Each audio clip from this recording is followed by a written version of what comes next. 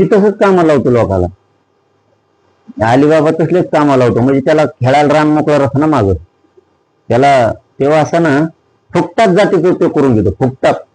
त्याला काय येत रे दुसरं, त्याला काय येत दुसरं अलिबाबाला, ते नाचतं सगळ्या दुनियाचं.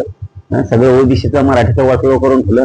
तो ह्या डोक्यावर पापाचा हात आहे, आता पापाचा घडा भरलेला आहे तो. कारण तो इतकं पाप केलंय गोरगरीब ओबीसीच्या, गोरगरीब मराठ्यांच्या, दलित मुस्लिमांच्या मध्ये नुसते हमेशा वाद लावले. राष्ट्रवादी काँग्रेस पक्षाची सभा झालेली आहे अजित पवार गटाची, आणि यामध्ये माझा हात रिकामी आहे, मला काहीतरी काम द्या, अशा प्रकारची मागणी धनंजय मुंडे यांनी केलेली आहे प्रदेशाध्यक्षांकडे. कोणी केली? धनंजय मुंडे. रोज करा, आम्ही तर कामावर जाय मला बराचसे कांदा हात रिकामा आहे. ती कामा हा प्रश्न आहे का काय, ते राजकीय प्रश्न आहे, तिथलं काही करोत काय आपल्याला काय ते शिदेने घेणं नाही ना. मराठ्याच्या वाटत जायचं नाही, पुन्हा आमच्या नादी लागायचं काम करायचं नाही, ते त्यांचा वैयक्तिक प्रश्न आहे. नसता अजित दादाला सुद्धा अडचण उभा करणार नाही. मराठ्यांचा जर त्रास झाला रे बाबा, अजित दादाचा कार्यक्रम झाला. चुकलं तर कान धरतो, पण रिकामं ठेवू नका, असं ते प्रदेशाध्यक्ष. आमचा विषय इथं मराठ्याला जर त्रास झाला तर अजित दादाचा खेळ संपला.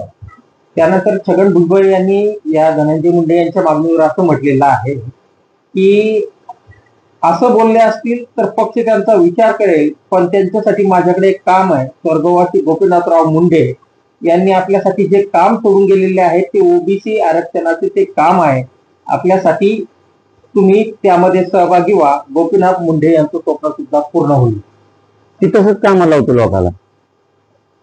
अलिबाबा तसलेच कामाला लावतो, म्हणजे त्याला खेळायला रान मोकळं राहतं ना मागं. त्याला तेव्हा असं ना फुकटात जातीचा उपयोग करून घेतो, फुकटात.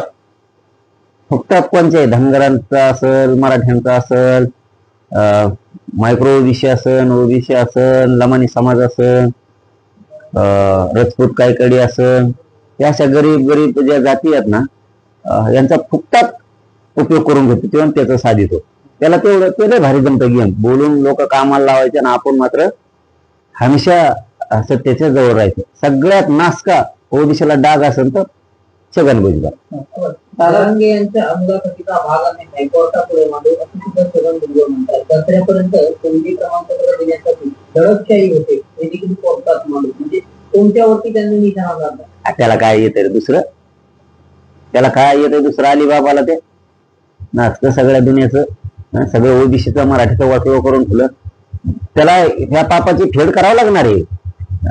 न्याय देवता का तुझसाठी नाही, सगळ्यांसाठी. काय नाही त्याच्यावर काय ध्यान देत नाही आम्ही. कारण तुम्ही एक आरोप केला होता की भुजबळ यांच्या डोक्यावर फडणवीसांचा हात आहे, त्यावर त्यांनी उत्तर दिलेले भुजबळांनी की आपल्यावर जनता जनार्दनाचा हात आहे. जनार्दन काय कोण? जनता नाही, जनार्दन नाही, तुकाराम नाही, कोणीच नाही, एकनाथ नाही, कोणी नाही, कोणी नाही, कोणी नाही.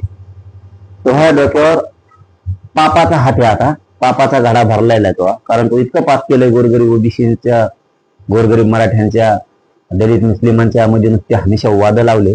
त्याच्यामुळे तो इतका तुला लय भोगावं लागणार आहे. आणखी तू थांब जरा बघ, आता सुरुवात झाली.